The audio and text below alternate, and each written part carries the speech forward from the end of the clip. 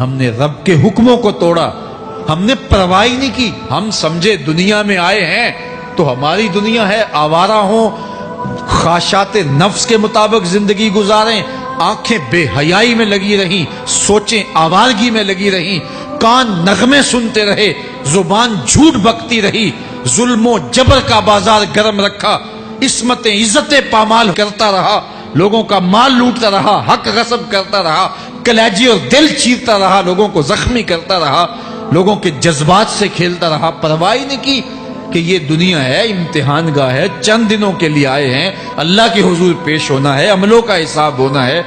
اب جب وہ دیکھیں گے کہ ہمارے ساتھ کیا ہونے والا ہے تو ان کے چہرے پہلے بگڑ جائیں گے۔ کیوں؟ وہ گمان کریں گے کہ ان کی ریڑھ کی ہڈی توڑ دی جائے گی، ایسے عذاب آئیں گے جس طرح کسی کی ریڑھ کی ہڈی ٹوٹ جائے تو اس کا چہرہ شگفتہ گلاب تو نہیں ہوتا، اس کا چہرہ جو ہے وہ تو کس قدر مرجھایا ہوا ہوتا ہے۔ تو اللہ ارشاد فرماتا ہے اس طرح ان کے چہرے ہوں گے۔ ابھی عذاب آیا نہیں ہے لیکن چہرے پہلے اترے ہوئے ہوں گے، اور جب عذاب کی بھٹی میں ڈالے جائیں گے، اللہ اکبر، اور وہ سخت عذاب، حضور نے جبریل امین سے پوچھا مجھے جہنم کے عذابوں کا ذکر سناؤ۔ عرض کی حضور سب سے ہلکے عذاب کی کہانی سناتا ہوں، اور وہ یہ کہ جہنمی کے پاؤں میں آگ کا جوتا رکھا جائے گا، باقی پورا بدن اس کا سلامت ہوگا۔ یہ سب سے ہلکے عذاب کی کیفیت ہے۔ اب پاؤں میں آگ کا جوتا ہوگا، حدت، گرمی، شدت اتنی ہوگی کہ دماغ پگھل کے ناک اور کانوں کے راستے سے باہر آ جائے گا۔ پاؤں میں رکھے ہوئے جوتے کی گرمی دماغ کو ایسے چڑھے گی کہ وہ پگھل جائے گا اور ناک اور کانوں کے راستے سے باہر آ جائے گا۔ تو اللہ کے عذاب کے خوف سے چہرے بگڑ جائیں گے، حالت سلامت نہیں رہے گی۔ یہ بات ذہن میں رکھیں کہ اللہ جس کو جہنم میں ڈالے گا اس کو اس صورت میں نہیں ڈالے گا، یہ محمدی صورت ہے، یہ شکل اس کی چھین لی جائے گی اور اس کی شکل بڑی کر دی جائے گی۔ اس کا ایک ایک دانت احد پہاڑ جتنا ہوگا۔ احد پہاڑ کا پھیلاؤ 15 کلومیٹر پہ ہے، 15 کلومیٹر کا ایک دانت، اور 32 دانت کتنے ہوں گے تو منہ کتنا بڑا ہوگا۔ اس کو اتنا بڑا اس لیے کیا جائے گا تاکہ وہ عذاب کی تکلیف زیادہ سہے۔ 70 گز موٹی کھال ہوگی، اور کھال جل جائے گی تو اللہ قرآن میں فرماتا ہے ہم نئی کھال دے دیں گے تاکہ عذاب کی تکلیف اس کو گوارا کرنی پڑے۔ پھر چیخے گا، چلائے گا، ہائے مجھے پانی دو، پانی دو، پیاس کی شدت ہے۔ 70 سال تک تو اس کی کوئی آواز ہی نہیں سنے گا۔ 70 سال کے بعد داروغہ جہنم چیخ کر کہے گا کیا مانگتا ہے؟ وہ بولے گا مجھے پانی چاہیے۔ کہا جائے گا تو بے بھی ملتا ہے پانی۔ پھر داروغہ جہنم اسے پانی دے گا، کوکا کولا کی بوتل دے گا یا پیپسی تھما دے گا یا منرل واٹر کی بوتل دے گا؟ نہیں، قرآن بتاتا ہے اسے مائے حمیم دیا جائے گا، کھولتا ہوا پانی، اور وہ اتنا گرم ہوگا جب پینے کے لیے چہرے کے قریب کرے گا اس سے اٹھتی ہوئی بھاپ کی وجہ سے چہرے کی کھال ادڑ کے اس کے اندر گر پڑے گی، لیکن اس کے باوجود اس کو پینا پڑے گا۔ اللہ فرماتا ہے یہ دنیا ہی سب کچھ نہیں ہے، سمجھ لیا یہی سب کچھ ہے، آخرت کو بھول گئے، صبح اٹھے کام پہ چلے گئے، شام آئے آوارگی میں چلے گئے، صدائیں آتی رہی حی علی الصلاح حی علی الفلاح، کوئی پرواہ نہیں کی، نہ پیشانیوں نے سجدے کیے، نہ سوچوں میں پاکیزگی آئی، زندگی یوں گزار کے چلے گئے۔ ایسے نہیں، کہا ایک وہ ہوں گے جن کے چہرے شگفتہ گلاب ہوں گے، ایک وہ ہوں گے جن کے چہرے بگڑے ہوئے ہوں گے۔ اللہ اکبر، کلا اذا بلغت التراقی، یہ تو قیامت کا منظر ہے نا، قیامت سے قبل بھی ایک منظر ہے، اللہ اس منظر کو بھی بیان کر رہا ہے، کلا اذا بلغت التراقی، ہاں جب جان گلے کو پہنچ جائے گی۔ اے انسان تیرے اوپر وہ گھڑی بھی آنے والی ہے، وہ وقت بھی آنے والا ہے جب سانس اس ہنسلی میں اٹک جائے گا، جب سینے سے بھی سانس اوپر چلی گئی، اب ڈاکٹر بھی لا علاج قرار دے رہے ہیں کہ اب علاج نہیں رہا ہے، جان بس اب نکلنا چاہ رہی ہے، اور کہا جائے گا کوئی جھاڑ پھونک والا بلاؤ، اب ڈاکٹروں نے تو جواب دے دیا، اب سانس اٹک گئی گلے میں، چند لمحوں کی مہمان ہے، اب ڈاکٹروں نے کہا اب ہماری جانب سے لا علاج ہو گیا، اب لے جاؤ اس کو گھر، یا وینٹیلیٹر پہ ڈال دیتے ہیں اس کو، بس اب ہماری جانب سے کوئی اس کا علاج نہیں ہے. اب گھر والے روتے ہیں، کہتے ہیں کوئی جھاڑ پھونک والا لاؤ، کوئی دم والا لاؤ، شاید وہ کوئی دم کرے تو اس کی جان میں جان آ جائے. ڈاکٹروں نے تو لا علاج قرار دے دیا. وَظَنَّ عَنَّهُ الْفِرَاقُ. اللہ فرماتا ہے یہ تو جھاڑ پھونک والے کو ڈھونڈ رہے ہیں، لیکن جس کی سانس یہاں اٹکی ہے وہ سمجھ گیا ہے اب موت آ گئی ہے. اس کو یقین ہو گیا ہے کہ اب موت کے لمحے آ گئے ہیں، اب میں بچ نہیں پاؤں گا. اب آنکھیں تاڑے لگی ہوئی ہیں. وَالْتَفَّتِ السَّاقُ بِالسَّاقِ. پنڈلی پہ پنڈلی چڑھ رہی ہے. جب موت آ جاتی ہے تو پھر پنڈلی سے پنڈلی لپٹ جاتی ہے، اس کو پھر جدا کرتے ہیں اور جدا کر کے دونوں انگوٹھے باندھ دیتے ہیں تاکہ پنڈلی کے اوپر پنڈلی نہ چڑھے.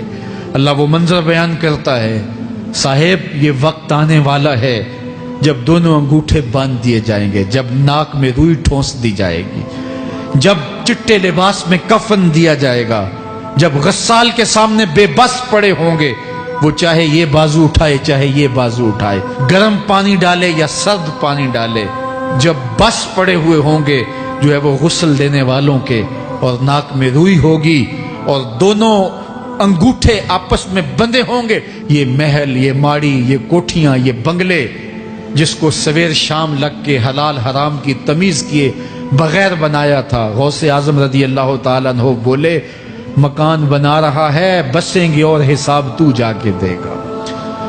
اور یہ تو ایک رات بھی تجھے اس گھر کے اندر نہیں رکھیں گے کہ چلو ایک رات مہمان رکھ لیں. کہتے ہیں نہیں نہیں، مہمانوں نے بھی جانا ہے تو جلدی کرو، اس کو سپرد کراؤ. وہ تو تیرا لباس بھی پھاڑ کے اتاریں گے، خود غسل دینے کے لیے تیار بھی نہیں ہے. تجھ سے خوف آنے لگا ہے. جاندی واری ڈرونا بنے ہوتے، ہاتھ نہ لاندے ڈر دے، جنہ لئی تو پاپ کمائے اج کتھے نہیں تیرے کر دے. آج تو وہ تیرے ساتھ تجھے غسل دینے کے لیے آمادہ نہیں ہے. وَالْتَفَّتِ السَّاقُ بِالسَّاقِ. جب پنڈلی پہ پنڈلی چڑھنے لگ جائے گی. إِلَىٰ رَبِّكَ يَوْمَئِذٍ الْمَسَاقُ. اس دن تیرے رب کی طرف ہی لوٹ کے جانا ہے. فَلَا صَدَّقَ وَلَا صَلَّىٰ. اس نے نہ تو سچ مانا اور نہ نماز پڑھی. وَلَٰكِنْ كَذَّبَ وَتَوَلَّىٰ. ہاں جھٹلایا اور منہ پھیر کے چل پڑا. ثُمَّ ذَهَبَ إِلَىٰ أَهْلِهِ يَتَمَطَّىٰ. پھر اپنے گھر کو اکڑتا ہوا چلا. اولا لک فاولا ثم اولا لک فاولا. تیری خرابی آ پہنچی، ہاں تیری خرابی آ پہنچی. ایحسب الانسان ان یترک سدی. انسان دنیا میں یہ گمان کرتا ہے اس کو سدا چھوڑ دیا جائے گا. سدا عربی میں ایسے اونٹ کو کہتے ہیں جس کی مہار کسی کے ہاتھ میں نہ ہو. شترے بے مہار، جہاں مرضی جس گھاٹ سے چاہے پانی پیے، جہاں سے مرضی چارہ لے، تو شترے بے مہار کو کہتے ہیں سدا. تو یہ انسان بھی گمان کرتا ہے کہ میں بھی سدا ہوں، مجھے کوئی کیوں پوچھے، میرے جذبات پہ کوئی کیوں قدغن لگائے، مجھے کیوں روکے کوئی. بالخصوص جوانی کے ایام کے اندر جوان کو بڑا ہوتا ہے کہ کوئی مجھے کیوں. وہ تو ماں باپ کے کہنے میں بھی نہیں آنا چاہتا. وہ کہتا ہے کیوں مجھے روکتے ہیں، میری جوانی ہے، میرے جذبات ہیں، مجھے آزادی سے جینے دو، کیوں میرے راستے میں رکاوٹ بنتے ہو، میں سدا ہوں. اللہ فرماتا ہے نہیں، ایک اونٹ تو سدا ہو سکتا ہے جس کو میں نے اشرف المخلوقات بنایا ہے، اس کو تو سدا نہیں چھوڑوں گا، اس کو تو پابند بناؤں گا حکام کا. اب وہ کہتا ہے کہ نہیں نہیں، یہ کیسے دوبارہ اٹھائے جائیں گے. اب دوبارہ وہی بات پھر آ گئی. الم یک نطفۃ من منی یمنی. اللہ فرماتا ہے ایک بوند تھی نا، پانی کا ایک قطرہ تھا جو رحم مادر میں رکھا گیا. ثم کان علقہ. پھر وہ پانی کا قطرہ لوتھڑا بنا. فخلق فسوی. پھر اللہ نے اسے پیدا فرمایا اور پھر ٹھیک ہموار کیا. فجعل منہ الزوجین الذکر والانثی. پھر اس سے وہ جوڑ بنائے، کوئی مرد بنایا کوئی عورت بنائی. کہا اب غور کر، اب تیری آنکھیں دیکھتی ہیں، بجلیاں چمکتی ہیں، تیری زبان کا طوطی بولتا ہے، لوگ اشش کرتے ہیں تیری گفتگو پہ، تیری گفتار پہ صدقے جاتے ہیں، تیرے لہجے کے جمال کو دیکھتے ہیں، تیرے سینے کا زور، تیرے پنجوں کی طاقت، تیری دماغ کی تیزیاں اور تیری سوچوں کے اجالے، تیری زوردار ٹانگیں، تیرے کڑیل بازو اور تیری چوڑی چھاتی اور تیرے گلاب کی پتیوں جیسے ہونٹ، اے انسان یہ سب کچھ کہاں تراشا گیا؟ ماں کے رحم میں، اس تاریکی میں جو 3 پردوں میں تھی۔ تیرا سر تیرے گھٹنوں میں تھا، اور تیرے رب نے وہاں تیرے اندر نسوانیت یا رجولیت کی صلاحیتیں پیدا کی، تیری آنکھوں میں چمک پیدا کی، تیرے کانوں میں نغمے بکھیرے، تیری زبان کے پٹھوں پہ قوت ذائقہ رکھی، تجھے بولنے کی صلاحیت دی، تیرے پنجوں میں زور رکھا۔ آج تو مفتی شہر ہے، آج تو علامۃ الدہر ہے، آج تو قاضی القضات ہے، آج تو منسٹر ہے، آج تو وزیر اعظم ہے، آج تو پہلوان ہے، آج تو شہزادہ ہے، آج تو بادشاہ ہے، آج تو زوراور ہے۔ آج تیری طاقت کے کیا کہنے؟ آج شیروں کو تو نچا لیتا ہے، ہاتھیوں کو تو بٹھا لیتا ہے، آج تو بڑا زوراور گھڑ سوار ہے۔ آج تیری طاقت کے کیا کہنے؟ تو کشتی کرتا ہے، زمانہ دیکھنے آتا ہے۔ آج تیری طاقت کے شوہرے ہیں، تیری عظمت کے تنتنے ہیں، لیکن انسان تو ایک ناپاک قطرہ تھا اور رحم مادر میں تھا۔ تیرے اندر یہ رنگ کس نے بھرے؟ تیرے کانوں میں نغمے کس نے رکھے؟ تجھے دماغ کی قوتیں کس نے دی؟ زبان کو بولنا کس نے سکھایا؟ آنکھوں میں توانائیاں کس نے رکھی؟ تیری زبان کا طوطی بولتا ہے، یہ سلیقے کس نے دیے؟ پھر اللہ فرمایا، کتنا زوردار بیان ہے، الیس ذالک بقادر علی ان یحیی الموتى، جو ماں کے پیٹ میں ایک نطفے کو ایک خوبصورت انسان بنا سکتا ہے، ہڈیوں کو جوڑ کے دوبارہ انسان نہیں بنا سکتا؟ کیا وہ دوبارہ تجھے کھڑا نہیں کر سکتا اپنے سامنے پیش ہونے کے لیے، جس کے حکموں کو تو نے توڑا ہے، جس کے فرامین کا تو نے مذاق اڑایا ہے؟ کیا وہ اتنا ہی بے بس ہے کہ اپنے حضور تجھے جو ہے وہ کھڑا ہی نہیں کر سکتا ہے؟ جس رب نے تجھے ماں کے شکم میں شکل دی، حضرت شیخ فرید الدین عطار بولتے ہیں، سانے کستی سلاتی می شود، ایسا کاریگر ہے مٹی سے بادشاہ بنا ڈالتا ہے۔ اس نے مٹی سے دارا و سکندر بنائے، اس نے مٹی سے جو ہے وہ رستم و سہراب بنائے، اس نے مٹی سے کیا کیا بنا دیا جو مٹی سے بادشاہ بنا سکتا ہے، جو نطفہ رحم مادر سے جو ہے وہ شکل اور صورت اور رنگ اور جمال بنا دیتا ہے۔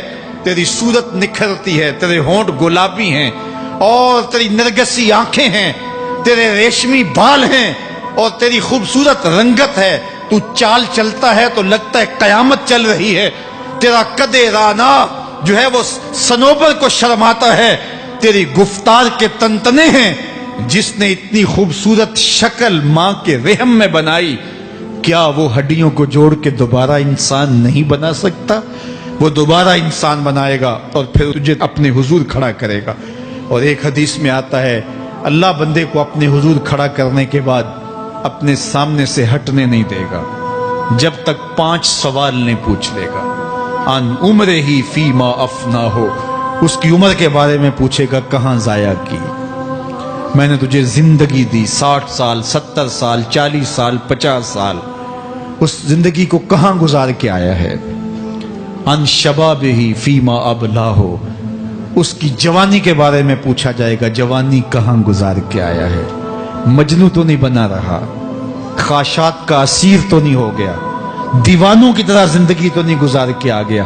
تیری جوانی کسی چوک میں تو نہیں گزری، تیری جوانی آوارگی میں تو نہیں گزری، ساری رات سوشل میڈیا کے اوپر گندگی اور غلاظتیں تو نہیں دیکھتا رہا؟ تیری زندگی گزری کہاں ہے؟ تیری جوانی گزری کہاں ہے؟ اگر کوئی جواب نہ ہوا تو پھر کیا جواب دے گا؟ اور وہ کتنا خوش نصیب ہوگا جو کہے گا، مالک میری جوانی سجدوں میں گزری، میری جوانی قیام میں گزری، میری جوانی رکوع میں گزری۔ میرے حضور فرماتے ہیں، سبعۃ یظلھم اللہ فی ظلہ یوم لا ظل الا ظلہ، 7 اشخاص ایسے ہیں قیامت کے دن جب کوئی سایہ نہیں ہوگا، اللہ ان 7 کو اپنے عرش کا سایہ دے گا۔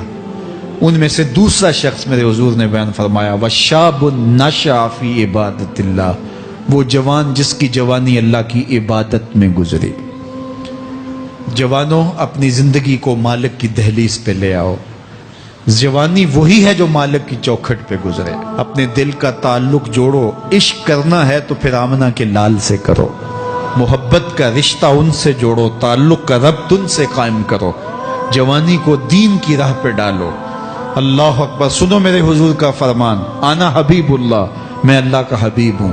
پھر فرمایا الشاب التائب حبیب اللہ، جو جوانی میں توبہ کرے وہ بھی اللہ کا حبیب ہے۔